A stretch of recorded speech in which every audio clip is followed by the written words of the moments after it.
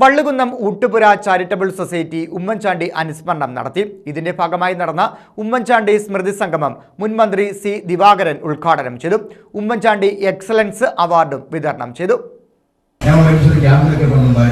അപ്പോൾ അതുകൊണ്ട് തന്നെ അദ്ദേഹം ഈ പരിപാടി വിളിച്ചപ്പോൾ അദ്ദേഹത്തോടുള്ള സ്നേഹം കൊണ്ടല്ല, ശ്രീ ഉമ്മൻചാണ്ടി സാറിനോടുള്ള അതിയായ സ്നേഹം കൊണ്ട് തന്നെയാണ് ഞാൻ ഈ പ്രോഗ്രാമിൽ പങ്കെടുക്കാൻ തീരുമാനിച്ചത്.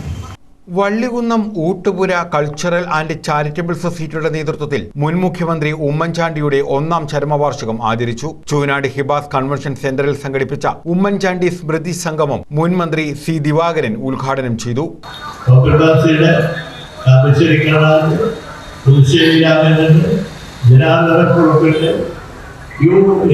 കേരളത്തെ പിടിച്ചു കുലുക്കിയ വ്യക്തികളാണ്, അവരുടെയും കൂടെ സ്ഥലമാണത്. ഇന്നിപ്പോ വള്ളികുന്നത്ത് ഈ സന്ധ്യയിൽ നമ്മളോടൊപ്പം ഉമ്മൻചാണ്ടിയും പങ്കെടുക്കുക.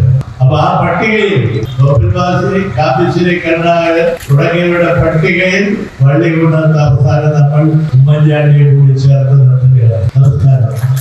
മഠത്തിൽ ഷുക്കൂർ അധ്യക്ഷത വഹിച്ചു. DCC vice president advocate KR Muraleedharan മുഖ്യപ്രഭാഷണം നടത്തി. കോൺഗ്രസ് നേതാവ് അഡ്വക്കേറ്റ് കോശിയം കോശിക്ക ഉമ്മൻചാണ്ടി എക്സലൻസ് പുരസ്കാരം ചടങ്ങിൽ സി ദിവാകരൻ സമ്മാനിച്ചു. നന്ദനം രാജൻപിള്ള സ്വാഗതം പറഞ്ഞു.